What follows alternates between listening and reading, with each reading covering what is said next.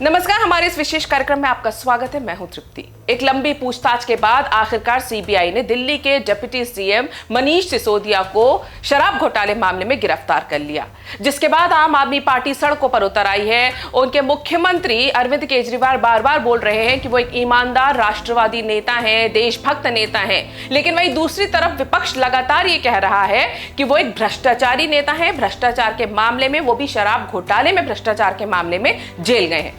लेकिन एक सवाल जो सत्ता की गलियारों में लगातार उठ रहा है और आम जनता भी जानना चाह रही है, जो पूछा जा रहा है कि क्या ये सारा खेल केंद्र सरकार या जांच एजेंसियों का है, या फिर इसके पीछे केजरीवाल की कोई साजिश है या रणनीति है। क्या केजरीवाल की कठपुतली बनकर फंस गए हैं मनीष सिसोदिया?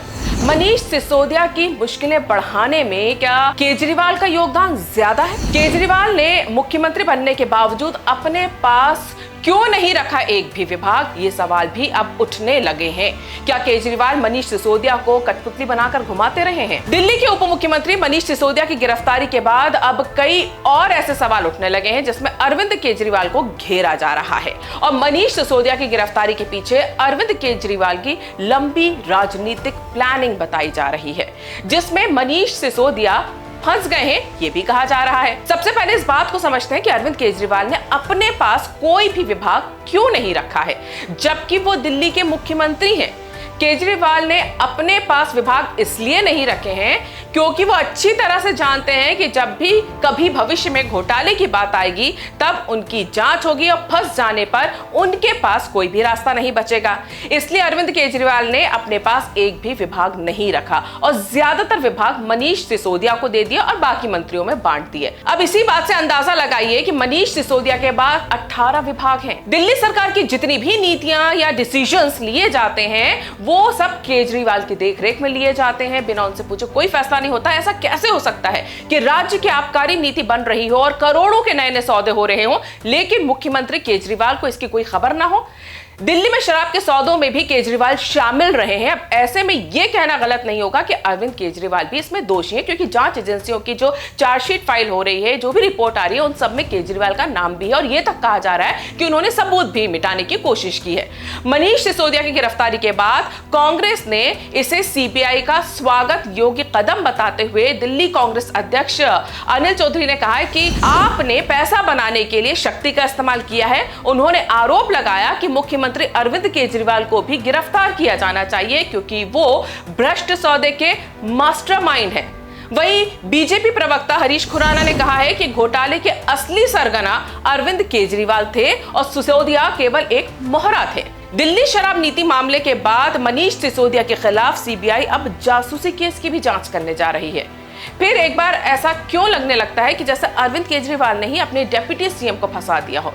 इस बारे में आपको विस्तार से बताते हैं। सीबीआई ने दिल्ली सरकार की फीडबैक यूनिट को लेकर लगाए गए जासूसी के आरोपों में भी मनीष सिसोदिया और कुछ अधिकारियों के खिलाफ केस दर्ज करने की अनुमति मांगी थी, और उसके बाद ही केंद्रीय गृह मंत्रालय ने केजरीवाल सरकार की फीडबैक यूनिट को लेकर जासूसी कराने के आरोपों पर सीबीआई जांच को हरी झंडी दिखा दी है।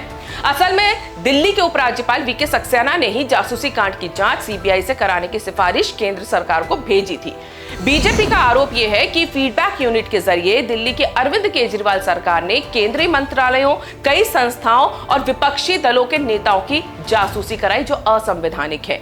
दिल्ली के मुख्यमंत्री अरविंद केजरीवाल ने ही 2015 की एक कैबिनेट मीटिंग में फीडबैक यूनिट का प्रस्ताव रखा था, लेकिन एजेंडा नोट जारी नहीं किया था।